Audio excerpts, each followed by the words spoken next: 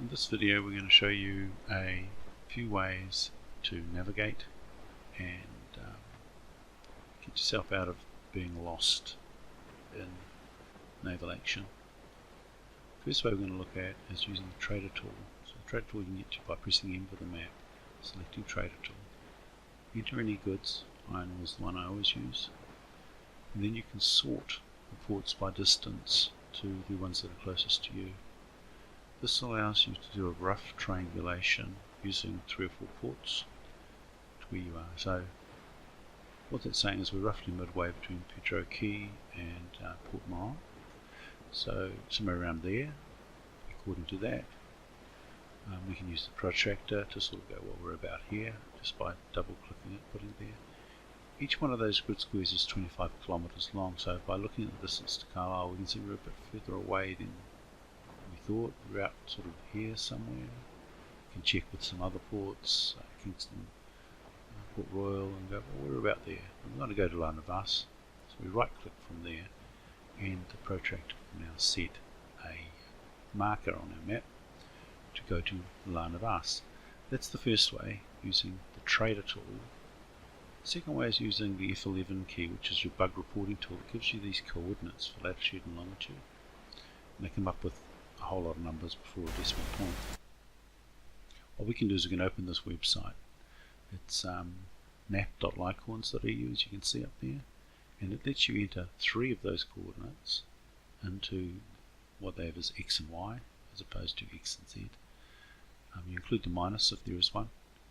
See what's happened, it's placed us way over here. You can only put 3 coordinates in, by the way, it doesn't take the whole set. But it's placed us way over there.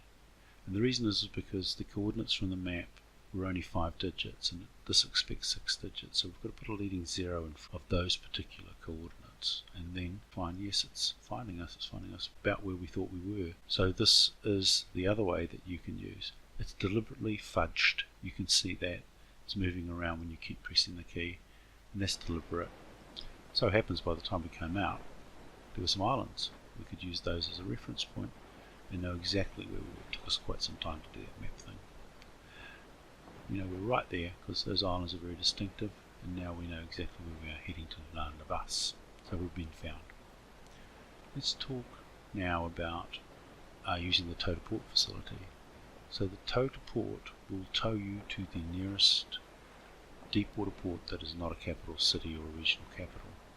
But we wanted to test it out to see whether that was really the case. So we'd like to be towed to Port Morant because it's a nice friendly port. But let's get closer to La Navas first to see whether it's going to take us to a enemy port. So here we are, we're actually closer to La Navas than we are to Port Morant.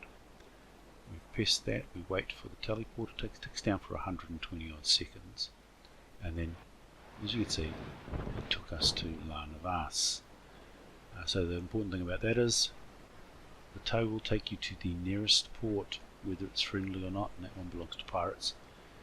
Pirates don't like the British generally, so I'm about to have to run away and get back to where I want to be. And to do that I'll open up the map, and I will reposition, double click and right click, and that will now give me a notch that I can aim for and get out of here before some pirates turn up. That's not one, thank goodness, and decide they would like to attack me. Hope that was useful.